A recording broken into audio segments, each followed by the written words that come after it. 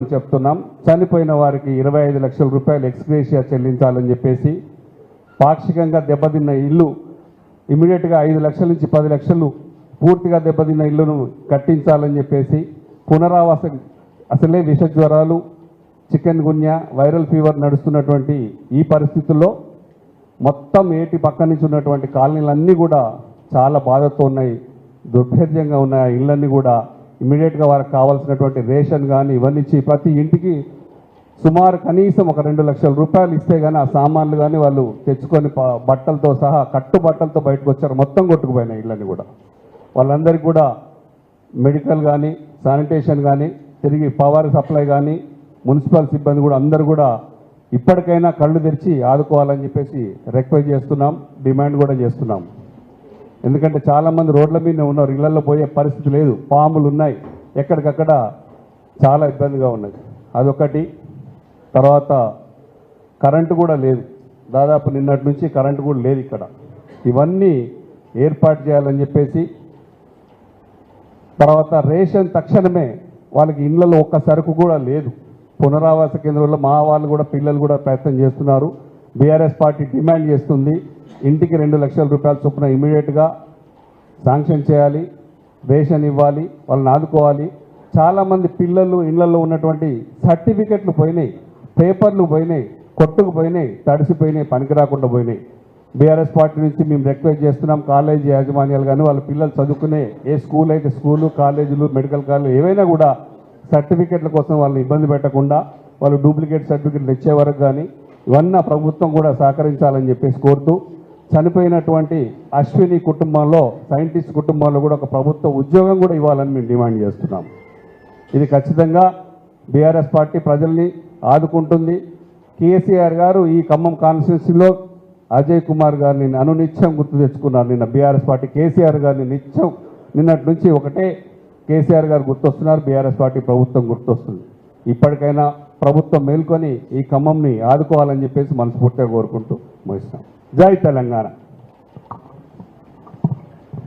Media మిత్రులు, print and electronic media మిత్రులందరికీ ముందుగా నా నమస్కారం. వేదిక మీద ఈరోజు నాతో పాటు ప్రెస్ మీట్లో పాల్గొంటున్న రాజ్యసభ సభ్యులు పెద్దలు వద్దిరాజు రవిచంద్ర గారు, అలాగే మిత్రులు రాకేష్ రెడ్డి గారు, అలాగే బీఆర్ఎస్ పార్టీ శ్రేణులందరూ, ఖమ్మము జిల్లా మరియు ఖమ్మం నియోజకవర్గ శ్రేణులు అందరికి ముందుగా నమస్కారం. ప్రధానంగా వద్దిరాజు రవిచంద్ర గారు అన్ని విషయాలు స్పృశించారు. కాబట్టి ఈ మున్నేరు వరద తీవ్రత ఎక్కువ ఖమ్మం నగరంకే ఉంది.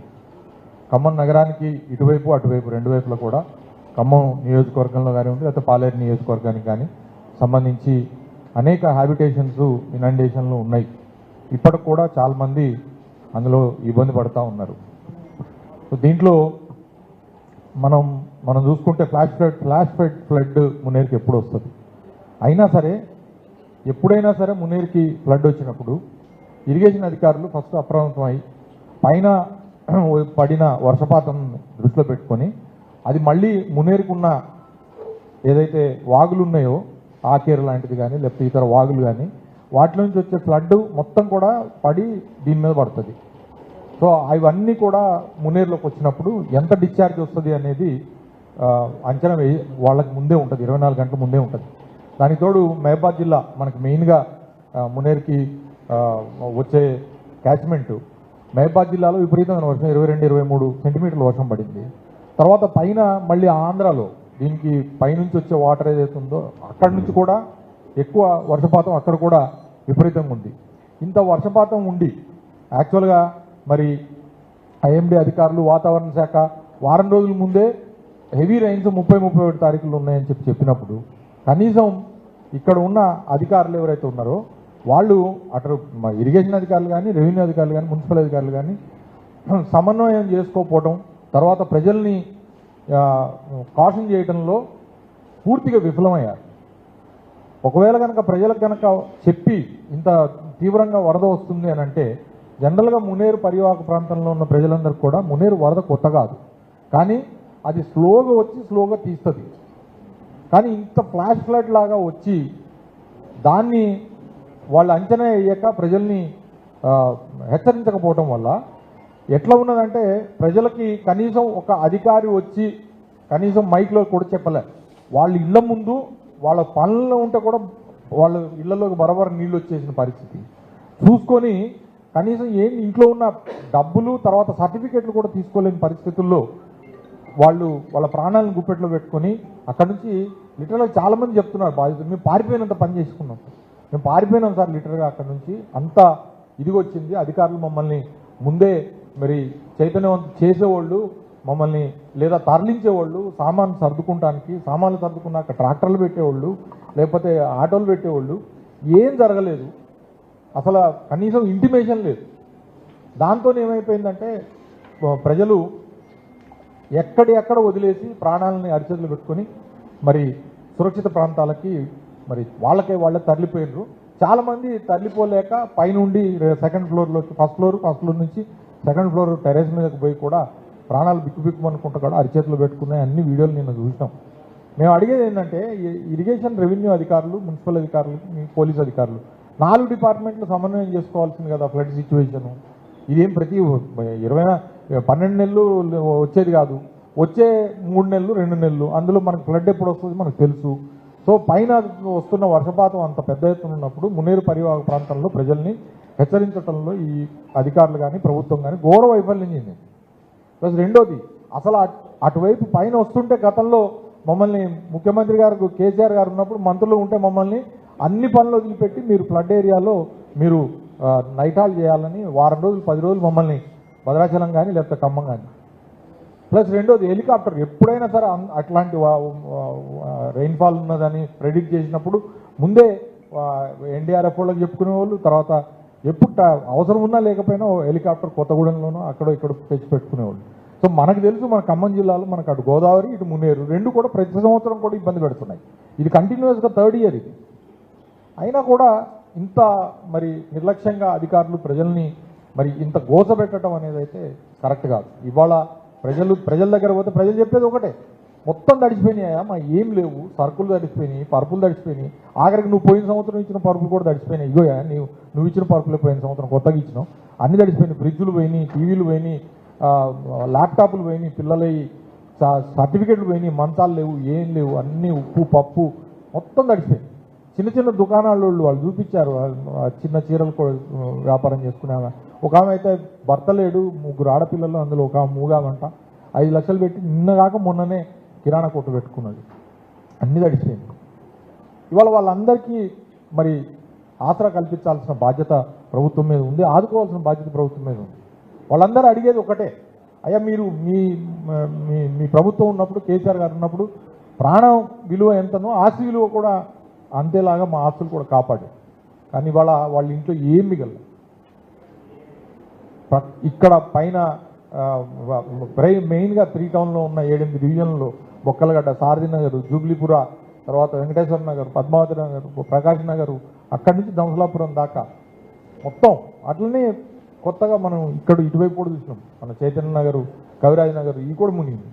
కానీ బాగా తీవ్రమైన ఆస్తి నష్టం కలిగిన ప్రాంతాలు ఏవైతే ఉన్నాయో అక్కడ ప్రజలకు స్వాంతన కల్పించాల్సిన అవసరం ఉంది. ముందు అక్కడ అసలు అధికారులు వస్తలేరు, అసలు వెళ్ళి ముందు పవర్ రెజ్యూమ్ చేయండి. డ్రింకింగ్ వాటర్ లేదు, మంచినీళ్ళు తాగడానికి లేవు.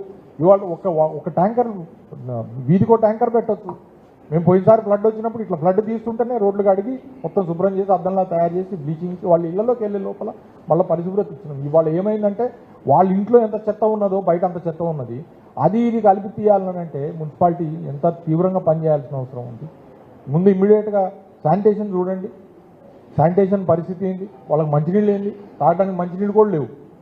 అటు ఏట్లో వరద నీరు, ఇంట్లోనేమో మురుగు. సో ఏదైనా నా ముందే బోరు కొట్టి చూపిస్తుంటే మురుగు నీళ్ళు వస్తున్నాయి. కాబట్టి రిలీఫ్ మెజర్స్ అనేవి మాత్రం ఘోరంగా ఉన్నది, రిలీఫ్ మెజరే లేదు అసలుకి. సో రిలీఫ్ మెజర్స్ కూడా ఇమ్మీడియట్గా అధికారులు స్పందించి తీసుకోవాల్సిన బాధ్యత ఉంది. అటు మున్సిపాలిటీ తీసుకోవాలా, రెవెన్యూ వాళ్ళు తీసుకోవాలా, ప్లస్ ప్రజల ప్రాణాలు వాళ్ళ ప్రాణాలు కాపాడుకునే పరిస్థితి తప్పితే ప్రభుత్వం అయితే ప్రజల ప్రాణాలు కాపాడే పరిస్థితి కనపడలేదు నిన్నంతా మీరు మనమే చూసినాం, మన కళ్ళతో మనం చూసినాం. సో కాబట్టి అలాంటి విషయాల్లో విపత్తులు వచ్చినప్పుడు మనం ఇంకా ప్రభుత్వం జాగ్రత్తగా ఉండాల్సిన అవసరం ఉంది, నాయకులు జాగ్రత్తగా ఉండాల్సిన అవసరం ఉంది. కింద స్థాయిలో క్షేత్రస్థాయిలో మనం విపత్తులను ఎదుర్కొనే మరి చాలా అనుభవం ఉన్న మరి మంత్రుల నుండి కూడా ఈ రకంగా ఖమ్మంలో నగరంలో వరద పరిస్థితి రావటం అనేది మాత్రం చాలా బాధాకరం. ఆ ప్రజలందరికీ కూడా నిబ్బరంగా ఉండమని చెప్పి ధైర్యంగా ఉండండి. బీఆర్ఎస్ పార్టీ మీ వెనకాల ఉంది, మీ పట్ల మీ తరఫున కొట్లాడుతుంది. ప్రభుత్వం మీకు జరిగిన నష్టాన్ని పూడ్చాలా. ఇందాక రవిచంద్ర గారు చెప్పినట్టు మేము బీఆర్ఎస్ పార్టీ నుంచి డిమాండ్ చేస్తున్నాం, ప్రతి ఇంట్లో కూడా జరిగిన నష్టం, ఆస్తి నష్టం ఏదైతే ఉన్నదో అది వస్తువులు పైన దానికి 2 లక్షల రూపాయలు ప్రతి ఇంటికి కూడా ఇన్యూమిరేట్ చేసి ఇవ్వాలా. అట్లనే మరి చనిపోయిన వాళ్ళకి 25 లక్షలు కంపల్సరీగా కంపెన్సేషన్ ఇవ్వాలా. దాంతోపాటుగా వాళ్ళకి ఇమ్మీడియట్గా ఇప్పుడు సరుకులు కావాలా. బియ్యం చాలామంది ఇళ్లలో మరి క్వింటాలు, 2 క్వింటాలు, 5 క్వింటాలు బియ్యం తీసుకొని పెట్టుకుంటారు. అన్ని తడిసిపోయినాయి, అన్ని కుళ్ళిపోయినాయి, వాసన వస్తున్నాయి. ఏ పాపం వాళ్ళు మంచినీళ్ళు తినడానికి లేవు. ఇప్పుడు ఇమ్మీడియట్గా వాళ్ళకి మెజర్ రావాలా. ప్రభుత్వం సైడ్ నుంచి రేషన్ వెళ్ళాలా. ప్రభుత్వం సైడ్ నుంచి ఉప్పు, పప్పు, బియ్యం. స్వచ్ఛంద సంస్థలు ఏంటండి, ప్రభుత్వం మీద లేదా బాధ్యత? స్వచ్ఛంద సంస్థలు హరే రామ హరే కృష్ణ ఇస్తున్నది, లేకపోతే వాళ్ళు ఇస్తున్నది, వీళ్ళు అది కాదు. వాళ్ళు ఇస్తారు, కానీ ప్రభుత్వం సైడ్ నుంచి ఇవ్వాలి కదా. మనం ప్రభుత్వం సైడ్ నుంచి ముందు ప్రజలకి ముందు ఈ పరివాహక ప్రాంతంలో సరుకులన్నీ నానిపోయిన వాళ్ళకి ముందు వాళ్ళకి కడుపు నిండా భోజనం పెట్టండి, వాళ్ళకి సరుకులు ఇవ్వండి. సో ఆ రిలీఫ్ క్యాంపుల్లో కూడా సరిగ్గా లేక, రిలీఫ్ క్యాంపుల్లో కూడా కరెంట్ ఉండలేదు. రిలీఫ్ క్యాంపుల్లో కరెంట్ లేకపోతే ఎట్లా? ఆడ పాములు వస్తున్నాయి, తేళ్ళు వస్తున్నాయి, అక్కడ రిలీఫ్ క్యాంపులోకి వస్తున్నాయి. రాత్రి అంతా రిలీఫ్ క్యాంపులలో వచ్చి బయటకు వచ్చి ధర్నా చేసే పరిస్థితి ఉంది. అట్లా ఉంటుందా? చూసుకోవాలా, చేయాలి. మన దగ్గర మొబైల్ జనరేటర్లు పెట్టుకోవాలా. కరెంటు ఈ సమయంలో కరెంటుని పునరుద్ధరించుకోవాలా. మేము గోదావరి అన్ని లక్షల క్యూసెక్కుల నీళ్ళు వచ్చినప్పుడు 16-17 లక్షల క్యూసెక్కుల నీళ్లు, 20 లక్షల క్యూసెక్కుల నీళ్ళు వస్తే వరద తగ్గుతూ ఉంటే ఆ వరదలో గోదావరి బారుతున్న దాని మీద మరి కరెంటు వర్కర్స్ దాని మీద ఎక్కి మళ్ళీ పవర్ రెజ్యూమ్ చేసినాం. ఇక్కడ కూడా మేము లాస్ట్ టైం మునేరు వరద వచ్చినప్పుడు పవర్ ఇమ్మీడియట్ రెజ్యూమ్ చేసినాం. మున్సిపాలిటీ నుంచి వాటర్ రెజ్యూమ్ చేసినాం. నెక్స్ట్ ఇమ్మీడియట్ మూమెంట్ నెక్స్ట్ డేనే ప్రతి సివిల్ ఎమ్యూనిటీని కూడా రెజ్యూమ్ చేసినాం. కానీ మరి ఇవాళ అక్కడ పరిస్థితి చూస్తుంటే నాకైతే నిజంగా చెప్తాను, నా కళ్ళమని నీళ్ళు వస్తూ ఉన్నాయి. నా ఖమ్మం ప్రజలకి మరొకసారి ధైర్యంగా ఉండండి.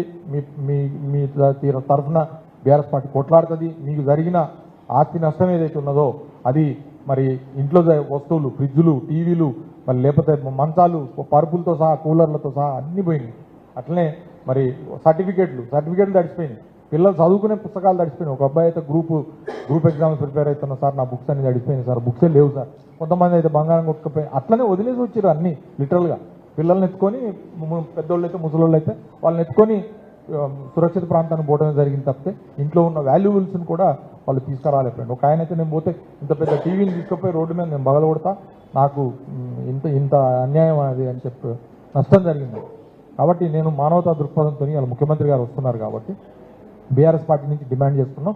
ఎట్టి పరిస్థితుల్లో ఇల్లు కూడా చాలా మందికి పైకప్పులు లేచిపోయినాయి, చాలామంది ఇల్లు కూలిపోయే పరిస్థితి ఉంది. వాళ్ళందరూ కూడా మీరు ఇందిరమ్మ ఇల్లా లేకపోతే ఏమిల్లా లేకపోతే తెలియదు, కానీ 5 లక్షల రూపాయలు ఆ ఇంటికి వాళ్ళకి శాంక్షన్ చేయాలా, వాళ్ళు ఇల్లు కట్టుకోవడానికి శాంక్షన్ చేయాలా.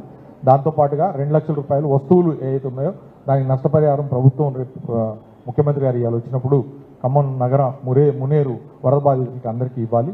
ఇమ్మీడియట్ రిలీఫ్ కింద వాళ్ళందరికీ కూడా సరుకులు ప్లస్ డ్రింకింగ్ వాటర్ ప్రొవైడ్ చేసి శానిటేషన్ ఇవ్వాలి. అసలే విష జ్వరాలు, డెంగ్యూ, మన చికున్ గున్యా, మలేరియాలు ఇవన్నీ ఉన్నాయి, ఇంకా టైఫాయిడ్ కూడా ఉన్నాయి. అందుకని శానిటేషన్ మోస్ట్ ఇంపార్టెంట్, దాన్ని చేయాలని చెప్పి కోరుతున్నాం. దాంతోపాటుగా మీ శ్రేణులందరికీ కూడా మేము చెప్తాను, మీకు న్యాయం జరిగేదాకా బీఆర్ఎస్ పార్టీ తరఫున ప్రజల పట్ల కొట్లాడటానికి మేమందరం కూడా సిద్ధంగా ఉన్నాం. మీరు ధైర్యం కోల్పోవద్దని మా ఖమ్మం ప్రజలందరికీ కూడా నేను విన్నవించుకుంటూ మళ్ళీ ఒకసారి ఈ ప్రభుత్వం మరి తక్షణం స్పందించి మునేరు వరద బాధితులను ఆదుకోవాలని చెప్పి డిమాండ్ చేస్తూ ఇప్పుడు రాకేష్ రెడ్డి గారు ఒక్కళ్ళే మాట్లాడతారు, వారిని మాట్లాడవలసిందిగా కోరుతా ఉన్నాం. ప్రింట్ మరియు ఎలక్ట్రానిక్ మీడియా మిత్రులకు నమస్కారం. మున్నేరు వాగు ఖమ్మంలో అనేక ప్రాంతాలను ముంచేసింది, పేద ప్రజల జీవితాలను మింగేసింది. నిన్న ఈరోజు మా నాయకులు పువ్వాడ అజయ్ గారు, రాజ్యసభ సభ్యులు వద్దిరాజు రవిచంద్ర గారు, అనేక మంది స్థానిక నాయకులు వాళ్ళు ఖమ్మం టౌన్లో అనేక ప్రాంతాలు వారు తిరిగారు.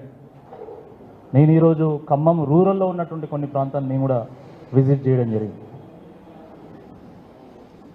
ఈ వరద బాధితుల పరిస్థితి చూస్తూ ఉంటే చాలా హృదయ విదారకంగా ఉంది. కట్టుబట్టలు ఇంటి గోడలు తప్ప ఏం మిగలలే ఇంకా వాళ్ళకి. సర్వం కోల్పోయింది. ఇంట్లో ఉన్నటువంటి ఉప్పు, పప్పు, చింతపండు, వాళ్ళ పక్క బట్టలు, వాళ్ళ కట్టుబట్టలు, టీవీ, ఫ్రిడ్జు, పిల్లల పుస్తకాలు, ఆ రకంగా బియ్యము, పప్పు దినుసులు అన్నీ కోల్పోయింది. ఇది రాజకీయాలు మాట్లాడాల్సినటువంటి సమయం కాదు, కానీ ప్రభుత్వ నిర్లక్ష్యం చాలా కొట్టొచ్చినట్టు కనబడ్డది కాబట్టి మేము మాట్లాడుతున్నాం. ప్రభుత్వము ముంపు ప్రాంతాల్లో ఉన్నటువంటి ప్రజల్ని, లోతట్టు ప్రాంతాల్లో ఉన్నటువంటి ప్రజల్ని అప్రమత్తం చేయకపోవడం వల్ల ప్రాణ నష్టము, ఆస్తి నష్టం తీవ్రత చాలా పెరిగిపోయింది. ఈరోజు మేము నాయుడుపేట కానీ, జలగం నగర్ కానీ అరగా అనేక ప్రాంతాలు తిరుగుతుంటే వాళ్ళు ఏం చెప్పారంటే, మాకు కనీస సమాచారం లేదు, మాకు చెప్పినటువంటి నాదులు లేడు, మమ్మల్ని పలకరించినోడు కూడా లేడు, కాబట్టి కట్టుబట్టలతోనే మేము బయటకు వచ్చినాం. మా ఇంట్లో ఉన్నటువంటి వస్తువులు మొత్తం మునిగిపోయినాయి, సర్వం నష్టపోయినాం. 4 ఏళ్ళు 5 ఏళ్ళు కష్టపడితే మేము ఒక టీవీ కొనుక్కోగలుగుతాం. ఈరోజు ఆ టీవీని కోల్పోయినాం.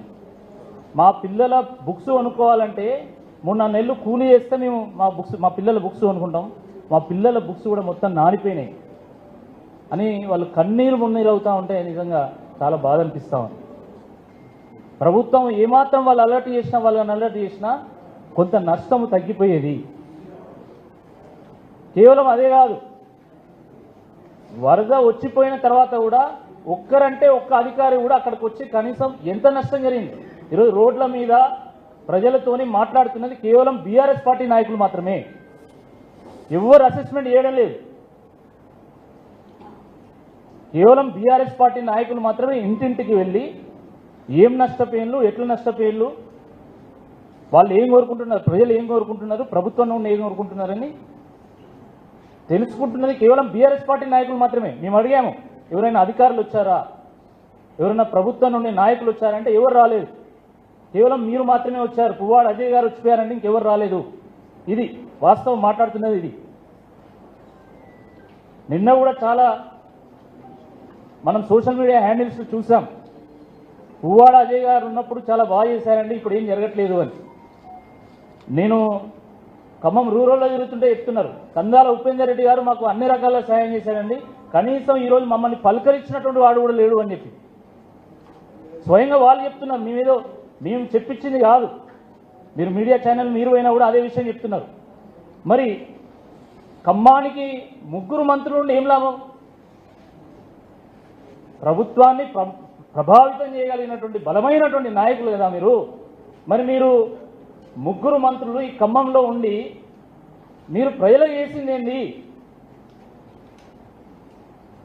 కంట్రోల్ రూమ్లో ఉన్నటువంటి మంత్రులు, అధికారులు ఖమ్మానికి రావాలి, ఖమ్మంలో తిరగాలి, పేద ప్రజలతోని, బస్తీల్లో ఉన్నటువంటి లోతట్టు ముంపు ప్రాంతాల్లో ఉన్నటువంటి ప్రజలతోని మాట్లాడాలి, వాళ్ళ బాధలు తెలుసుకోవాలి.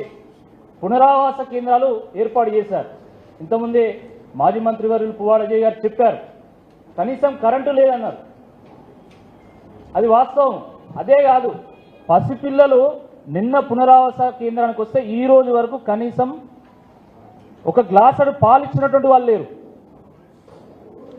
పసిపిల్లలు ఎట్లుంటారండి? ఒక రోజున్నర సమయంలో ఒక్క పూట కూడా మీరు ఒక గ్లాసుడు పాలు ఇవ్వకపోతే ఎట్లా ఉంటుంది పరిస్థితి? నిన్న రాత్రంతా వణుక్కుంటా పడుకున్నారు. మా వాళ్ళు పరుపులు ఇచ్చిన లాస్ట్ టైం మీరు కనీసం చెద్దర్లను ఇయ్యరా, బెడ్షీట్లు ఇవ్వరా? ప్రభుత్వ పరంగానే మీరు వ్యక్తిగతంగా ఎవరు అడగడం లేదు. ఇంత ఘోరమా? కాబట్టి ప్రభుత్వం ఇప్పటికైనా మేల్కొనాలి. ముఖ్యమంత్రి గారు స్వయంగా వారు ఇక్కడికి వస్తున్నారు కాబట్టి వారి పర్యటన మేము స్వాగతిస్తున్నాము.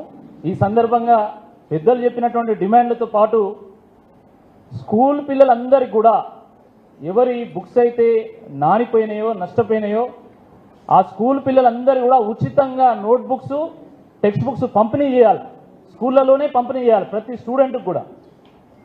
ఆ గైడ్స్ కోల్పోయినటువంటి పేద విద్యార్థులు ఎవరైతే కాంపిటేటివ్ ఎగ్జామ్స్ ప్రిపేర్ అవుతున్నారో వాళ్ళకు కూడా ఆ గైడ్స్ వాళ్ళందరూ కూడా ఇవ్వాలి.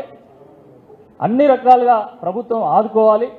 పునరావాస కేంద్రాల్లో కూడా సరైనటువంటి సౌకర్యాలు కల్పించి మరి వాళ్ళకు ఒక భరోసాను ఇవ్వాల్సిందిగా ఈ సందర్భంగా మీ ద్వారా ప్రభుత్వాన్ని మేము విజ్ఞప్తి చేస్తున్నాం.